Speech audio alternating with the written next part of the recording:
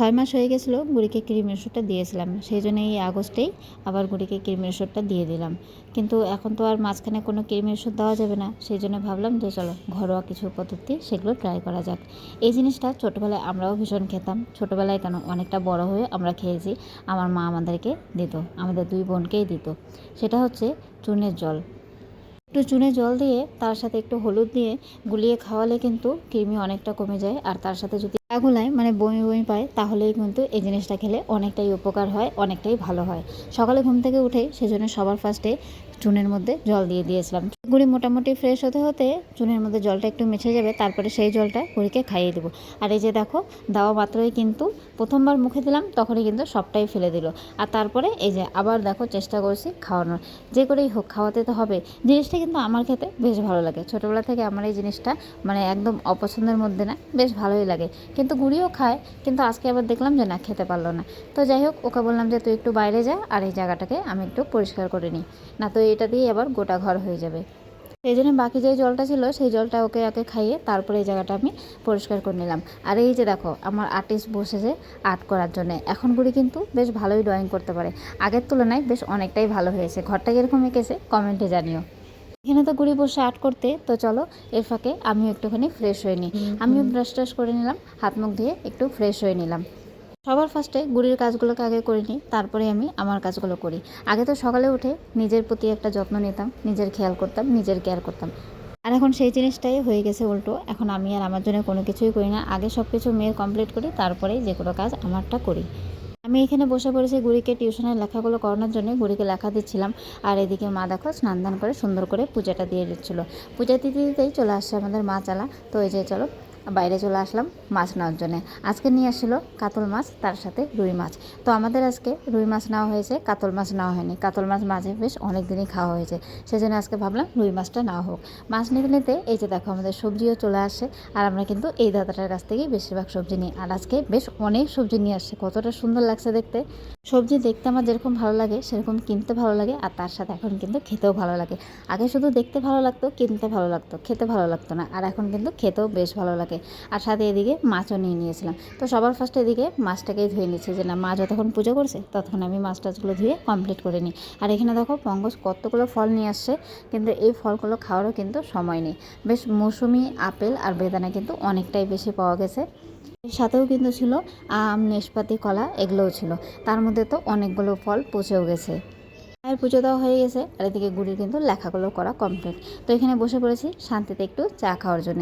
চাটা খেয়ে গুড়িকে একটু ডিম সিদ্ধ করে দিয়েছিলাম। গুড়ি এত দুর্বল হয়ে গেছে, ও তো এমনি কোনো কিছু খায় না, সেই জন্য চেষ্টা করি ওকে ডেলি ডিমটা দেওয়ার। গুড়িকে ওখানে ডিমটা খাইয়ে দিয়ে তারপরে চলে আসি রান্নাঘরে। আর দেখো কতগুলো ফল পচে গেছে। আজকে নিয়েছিলাম মাছের সাথে মাথাও, তো আজকের মাথা দিয়ে কিনতে হবে লাউ ঘন্ট। রান্নার আগে যেই কাজটা সেটা হচ্ছে কাটাকুটি বাটাবাটি।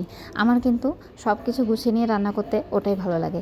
একটা বসিয়ে দিলাম, তারপরে আরেকটা কাটলাম, আরেকটা রান্না করলাম, এরকম করে আমার ভালো লাগে না। আমি সমস্তটা গুছিয়ে নেব, তারপরে রান্না করতে বেশি ভালো লাগে। তো যাই হোক চলো, সমস্তটা গোছানো কমপ্লিট হয়ে গেছে। আর এদিকে মাছটা ভাজা বসানো হয়ে গেছে। বেশ অনেক দিন পরেই আজকে রুই মাছ রান্না হবে, বেশ ভালোই লাগে। আগে তো মাঝে মাঝেই রুই মাছ খাওয়া হতো, এখন আবার দেখছি যে না, বেশিরভাগ কাতলা মাছটাই খাওয়া হচ্ছে। এখানে দেখো দুটো মাছের মাথা নেওয়া হয়েছে, একটা দিয়ে হবে হচ্ছে লাউ ঘন্ট, আর একটা কিন্তু ঝোলের মধ্যে দেওয়া হবে এমনি খাওয়ার জন্যে। রান্নার মেনুতে সবার ফার্স্টেই কিন্তু বসে গিয়েছে লাউ ঘন্ট। তোমরা কারা কারা পছন্দ করো কমেন্টে জানিও। আগে জানো এই খাবারগুলো আমার ভালো লাগতো না, এত কাটা বাছতে হতো, সেই জন্য আমার ভালো লাগতো না, পোষাতো না, কিন্তু এখন আমার বেশ ভালো লাগে। আর আজকে কিন্তু বেশ ভালোই হয়েছিল। ঘন্ট তো হয়ে গেছে, এখন হচ্ছে পালা মাছের ঝোল। তো চলো মাছের ঝোলটা বসিয়ে দিয়ে বাকি যেই কাজগুলো আছে সেই কাজগুলো করে নিই। তো গ্যাসটা এদিকে কমিয়ে দিয়েছি, আলু মাছ সব সেদ্ধ হোক, ফুটুক। আর তারই মধ্যে অল্প কিছু জামাকাপড় ছিল, সেই জামাকাপড়গুলোই আগে ধুয়ে নিলাম। আজকে খুব একটা বেশি জামাকাপড় ছিল না, বেশ ছাড়া জামাকাপড়ই ছিল। আর তার সাথে পঙ্কজের একটা জিন্স ছিল, তো সেগুলোকেই ধুয়ে দিলাম। জামাকাপড় ধোয়া তো কমপ্লিট। আর এদিকে চলো ঘরটাকেও আগে ঝাড়ু দিয়ে নিই। ঘরটা শুধু এখন মোছা বাকি আছে, তো ঝাড়ুটা আগে দিয়ে তারপরে ঘরটাকে মুছতে হবে। ঘরটা মুছলে মোটামুটি আমার অনেকটাই কাজ হয়ে যাবে। আর আমি যেহেতু কাজ করছি, আমাকে দেখে দেখে কিন্তু গুড়িও বেশ অনেকটাই কাজ করছে। তো চলো ঘরটাকে ধামাধাম করে একটুখানি মুছে নিই। যেহেতু ঝাড়ু টাড়ু দিলাম, অনেক কিছু পরিষ্কার করলাম, সেই দেখে গুড়িও দেখো ওর সাইকেলটাকে মোছার জন্য চলে গেছে। বেশ ভালোই হয়েছে, অনেক দিন হয়ে গেছে ওর সাইকেলটাকে একটু পরিষ্কার করা হয়নি, সেই জন্যে কে আর করবে, নিজের কাজ দেখো নিজেই করছে। বাইরে থেকে সাইকেলটা মুছে টুছে তারপরে চলে আসছে ঘরে বিছানাটা ক্লিন করার জন্য। গুড়ি যেহেতু খেলছিল সেই জন্য তখন কিন্তু আমি আর বিছানাটা পরিষ্কার করিনি, শুধু ঘরটাকে ঝাড়ু দিয়ে দিয়েছি। তো ও দেখো এখন নিজে থেকেই করে দিল। তো মাছের ঝোল তো হয়ে গেছে, এরপর পালা মাছের তেলটা করার জন্য। আজকে মাছের তেলটা কিন্তু অনেকটাই কম দিয়েছে, সেই জন্য আমি একটু বেগুনটা বেশি করে দিয়েছি, যাতে একটু খাওয়ার মতন হয়, না তো তার চোখে দেখা যাবে না, তাই না?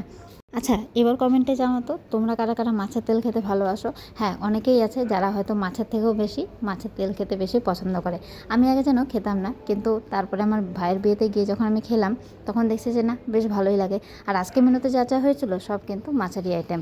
সেটা হচ্ছে মাছের ঝোল, মাছের মাথা দিয়ে ঘন্ট, আর তার সাথে মাছের তেল। আর গুড়ির জন্য ছিল গতকালকের মাংস, ওর জন্য রেখে দেওয়া হয়েছিল, তো ওই মাংসটা দিয়েই খাবে। রান্না তো কমপ্লিট, এদিকে গুড়ি স্নান ধান করিয়ে দিয়েছি, আর আমার আর্টিস্ট বসে পড়েছে আর্ট করার জন্যে। ও আর্ট করছিল আর তার ফাঁকে আমিও স্নান ধানটা সেরে নিলাম।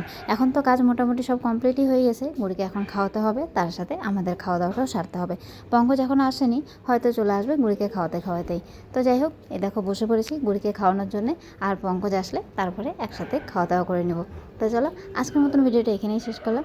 আশা করি সবার ভালো লাগবে, আর যদি ভালো লাগে অবশ্যই লাইক কমেন্ট শেয়ার